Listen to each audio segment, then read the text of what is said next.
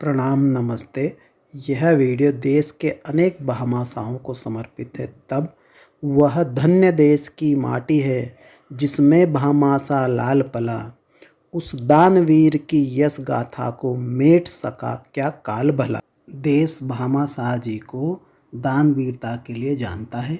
इनका जन्म 29 अप्रैल 1547 को राजस्थान मेवाड़ में जैन परिवार भारमल जी के यहाँ हुआ। भारमल जी को राणा सांगा जी ने रणथंभौर का किलेदार व बाद में मंत्री पद दिया। भामाशाह राणा सांगा के पौत्र महाराणा प्रताप के मित्र व बड़े होकर विश्वास पात्र सलाहकार व मंत्री बने।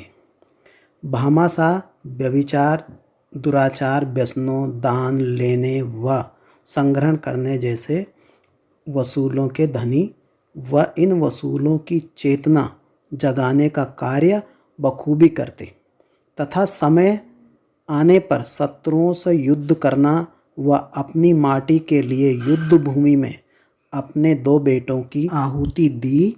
अकबर जब प्रताप और मेवाड़ को अधीन न कर पाया तब अकबर ने भामाशाह का धन संपत्ति पाने व महाराणा व मेवाड़ पर फतेह पाने के लिए महाराणा के विश्वास पात्र भामाशाह को दिल्ली गद्दी का प्रलोभन दिया, पर भामाशाह ने अपनी ईमानदारी व विश्वसनीयता तथा मातृभूमि के प्रेम रक्षार्थ दिल्ली गद्दी को ठुकरा दिया।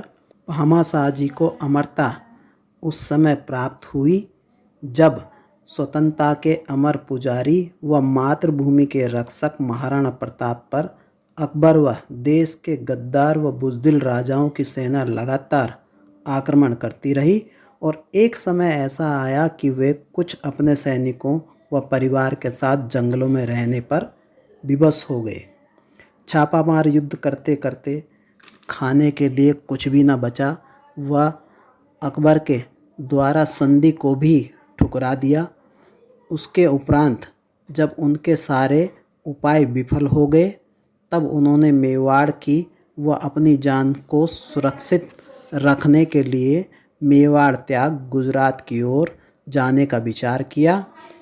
अगले दिन प्रातः महाराणा अपने कुछ सैनिकों व परिवार के साथ कुछ ही दूर निकले थे कि पीछे से एक करुण भरी आवाज़ आई। महाराणा ने पीछे मुड़कर देखा तो उनके पूर्व मंत्री व विश्वास पात्र भामाशाह दौड़े चले आ रहे थे, जिन्हें कुछ ही समय पूर्व महाराणा का मातृभूमि को त्यागने की सूचना प्राप्त हुई थी। समीप आकर बोले, महाराणा आप चले गए तो मेवाड़ का क्या होगा। महाराणा ने भामाशाह से कहा, मैं सब धन संपत्ति खोकर मातृभूमि के रक्षार्थ ही यह आस लेकर जा रहा हूँ कि जीवन रहा तो कभी न कभी धन संपदा व सेना जोड़कर फिर मातृभूमि को बंधन मुक्त कराऊंगा। तब भामाशाह बोले, महाराणा मेरे पास जितनी स्वर्ण मुद्रा रुपया आदि है वह सब आपके पुरखों का ही है। राजन घोड़ा मेवाड़ की ओर मोड़े, वैसे भी आपके न रहने पर यह धन संपत्ति शत्रुओं के पास ही जाएगी।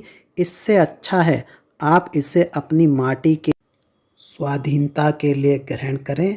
यह प्रथा भील है जिसने अपनी जान की बाजी लगा यह खजाना बचाया है, यह भी इस खजाने को आपको सौंपता है। यह सुन महाराणा के अश्रु निकल पड़े और उन दोनों को गले लगाया।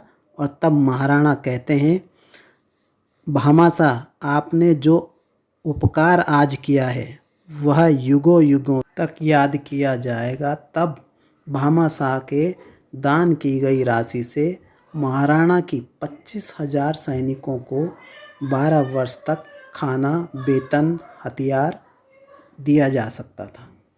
इससे महाराणा में नई ऊर्जा व शक्ति का संचार हुआ और महाराणा ने चित्तौड़ व मांडलगढ़ छोड़ संपूर्ण मेवाड़ पर अपना राज्य पुनः स्थापित कर लिया। इस प्रकार 30 वर्ष के लंबे संघर्ष में अकबर कभी राणा को बंदी न बना सका और न छू सका।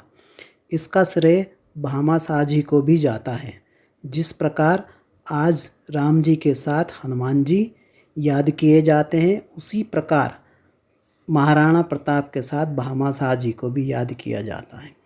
तथा दानवीर कर्ण के बाद भामाशाह की दानवीरता इस देश में सर्वविदित है।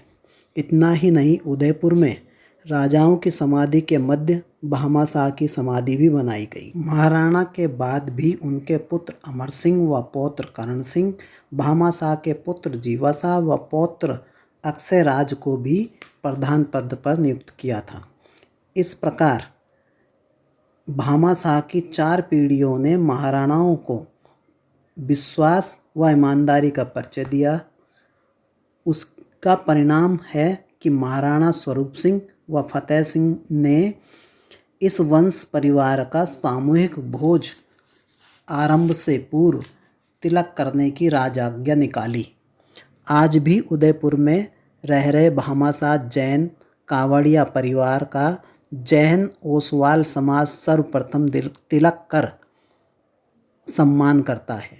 यही नहीं, छत्तीसगढ़ ने कई भामाशाह सम्मान, मध्य प्रदेश ने सबसे ज़्यादा राजस्व कर जमा करने वाले 3 व्यापारियों को भामाशाह सम्मान, तथा राजस्थान सरकार ने तभी से नारी में दानी दाताओं को भामाशाह की जैसे अनेक योजनाएं दानवीर। इस कोरोना महामारी में भी अनेकों भामाशाह ने दानवीरता दिखाई है और अनेकों से अपेक्षा है। दान धन के अलावा भी अनेक क्षेत्रों में अनेक प्रकार से किया जा सकता है।